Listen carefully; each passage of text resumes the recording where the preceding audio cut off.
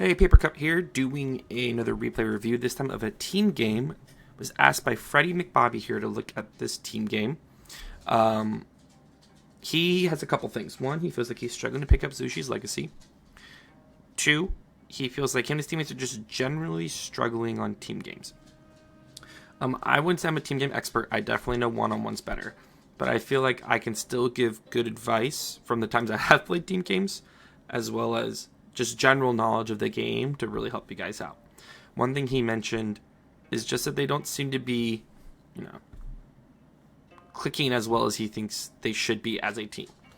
So before we go in, I want to name, team games are interesting in the sense that in 1v1, you have to make a balance comp based on who you're playing against, or else you lose. Team games, since you each are playing a different civ, you guys can kind of cover each other's backs with your units.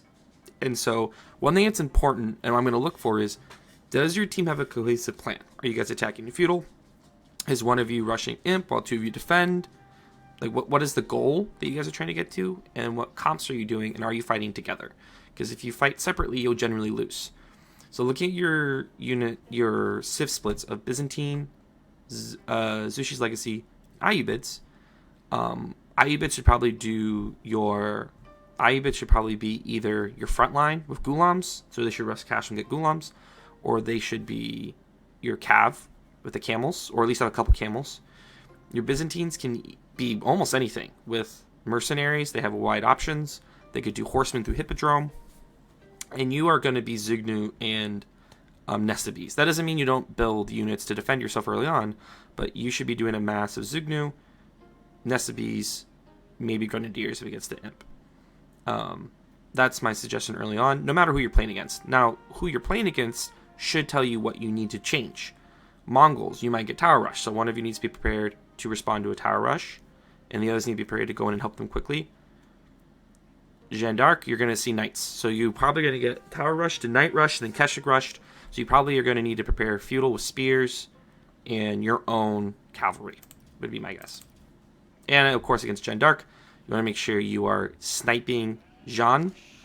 And you guys all want to get to castle fairly quickly because you guys need crossbows to deal with her. You don't want to be fighting her in feudal if she gets level 3.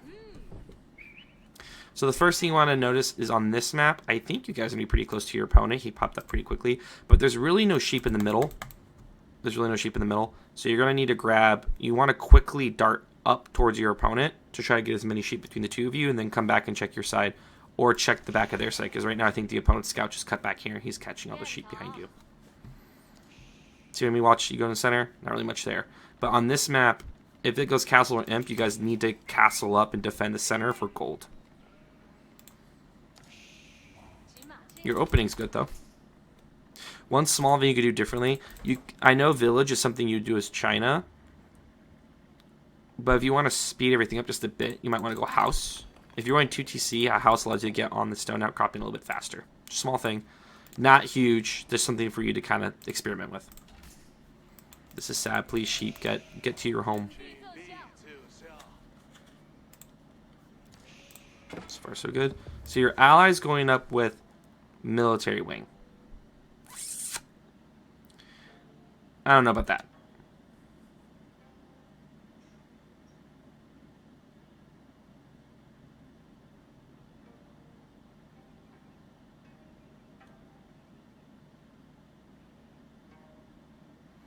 I think, you know what, if this is his preference, go for it. But personally, I think economic growth is really good to go into feudal. That gives you 3 villagers immediately.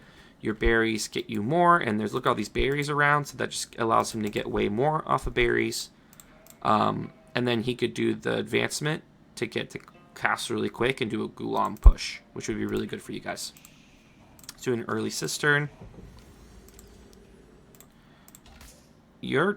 So you've been able to go up for a second now, and you haven't teched up, which is concerning. I think you even mentioned this to me, that it took you a second to get up. Do not do this. Do not do this. Here's why. 1, all you're getting is gold. 2, the meditation gardens are disrupted if enemy units are in the sphere. you can't defend this early on. So enemies could just send units into this and kill this, or at least disrupt the gold. Don't do this. Instead, put it around a variety of resources that you could use. For example, putting it here would have been amazing. You have wood, berries, and stone. You could have even put it here. Stone, berries, wood. You could have put it... Look at this right here. Stone, gold, berries, wood, stone again. Instead, you're YOLOing into the center, which not only is it not defendable, you have to walk your 3 villagers down to here and then walk them back up. And it's late because you could have started building this a while ago. But you're wasting time. Second, do not do this. This walk time with the villagers is not worth it. Just do the berries. Make sure you're collecting the tax. You're letting you look at all this tax you're letting sit there because you're not moving your imperial official, or just get a second imperial official. You're also not making villagers, but a second imperial official to get this gold would be huge. But I'm curious, are you going to landmark? Okay, so your allies dropping Hippodrome. This to me solidifies even more that if your allies gonna go Hippodrome, you do Zugnu, and then your Abbasid buddy, not your Ayyubid buddy does the front line. Okay, so what's your plan after you guys age up? That's gonna be the question to me. So I'm probably gonna miss things just because it's hard to watch 3 players at the same time.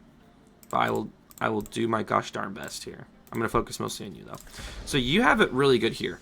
You have deer, 2 deer packs, a boar, berries, stone, all right here. You put up a wall here.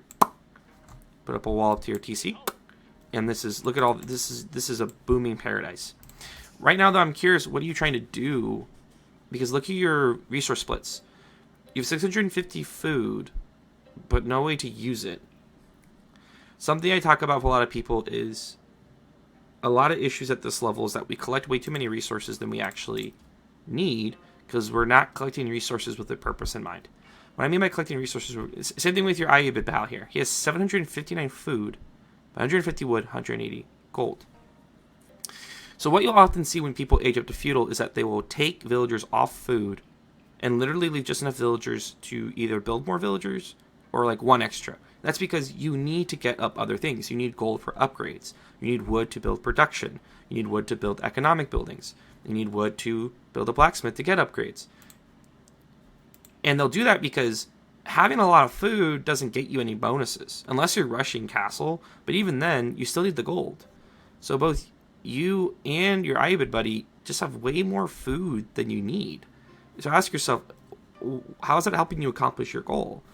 If your goal is to rush castle, then sure, but even then you need more villagers on gold, and I would still suggest you get units, because in team games you're probably going to get rushed. So the thought process is, what's my goal? What resources do I need? I need to split my villagers earlier to have a more even resource split.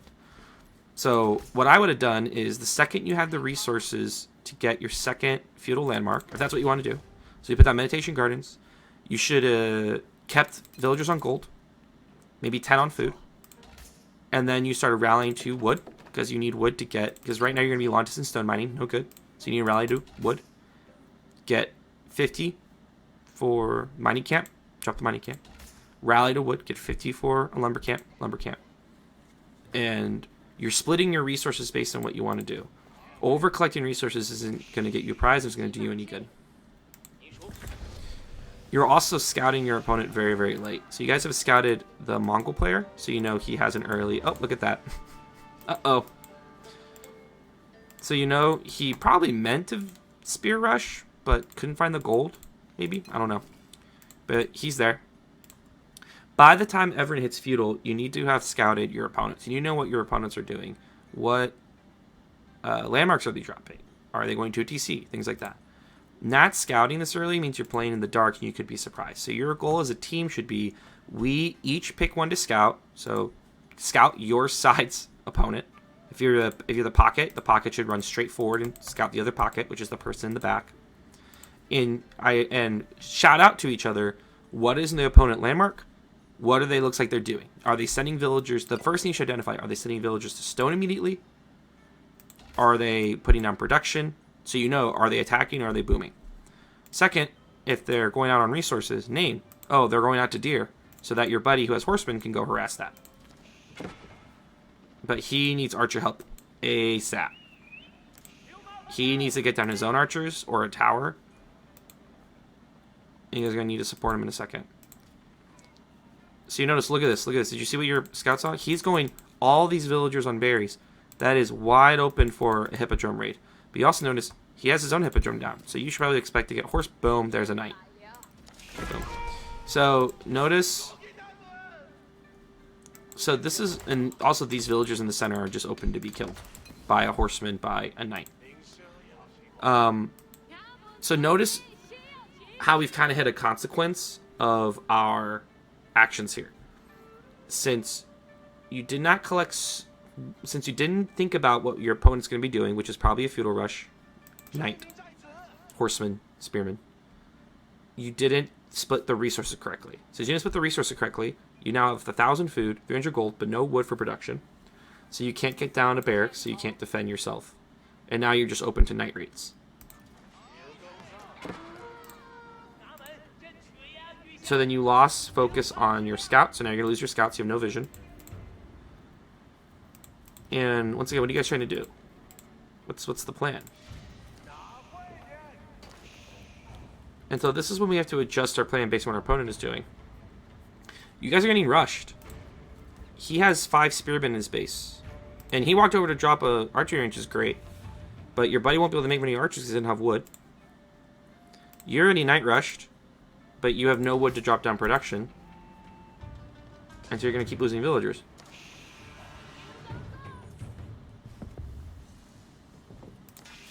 I thought you were about to go castle. Honestly, you could... Honestly, you could... Oh, you are going... What? Oh my god. This is a YOLO. But I hate this. I hate this for a few reasons. One, it can be destroyed. 2, it should be here in your base. Because a Shaolin monk can actually 1v1 a knight. A Shaolin monk can 1v1 a feudal knight. Easy peasy. But the problem is it requires food, and you're about to run out of food. You can build 1 spearman, and that spearman is going to lose. Oh, he left you alone? You're very lucky. But now he can harass your Ayubid friend, because your Ayubid friend has no way to defend himself. And he's just going to run back and forth and just keep sniping your guys' villagers. Your green buddy had to sacrifice villagers. Oh, he got longbows out. That's good. But you notice you're just kind of stuck. You're stuck now. And you're so lucky they haven't seen the center thing. Like, honestly, you're very, very lucky. But you guys are getting raided like crazy right now. Yep.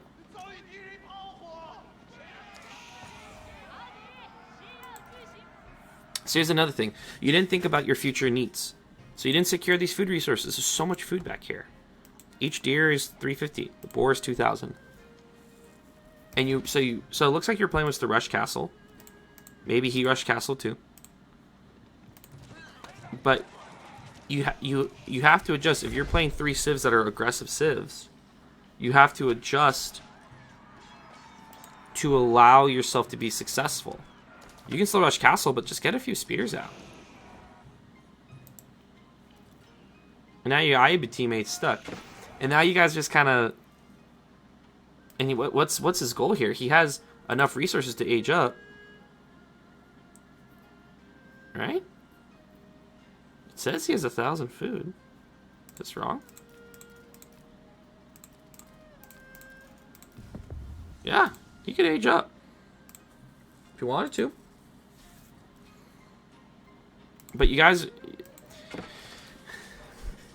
Doing a naked age up, which is where you age up without units, is very, very dangerous if they produce any sort of pressure units at all. Like, you're officially out of food. He can just sit here and do whatever he wants. And you have a bunch of gold, but so what? Like, right now you need to drop... And look, and here's the thing. If your guys' plan was to rush castle and then beat them with better units, They've pressured you and have hit castle first. 2 of them have hit castle, and only 1 of you have. They beat you there. Now, hypothetically, your Ayubid teammate could have gotten to castle already. He's doing it right now. But what, 1,000 wood, why? What is 1,000 wood going to get you? 8 villagers would be better. Getting there faster would have been better, in my opinion, just to get out castle units. I guess what I'm saying is this feels like a lack of coherent strategy. And now you're... Oh, look, he's building... he's building a TC. You're very lucky you caught that. That was very greedy by him. But they felt like they could do that, right? Because you have no presence. You have no presence on the map. You guys are literally stuck in your bases right now. This is just a slow bleed.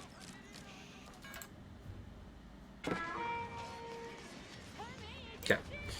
So here's the thing. You said you played China before. China's much more of a boom civ.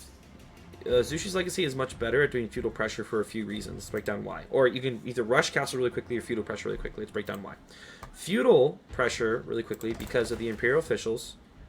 You don't need to go both landmarks to get Zugnu and early palace guards. You can do them straight up.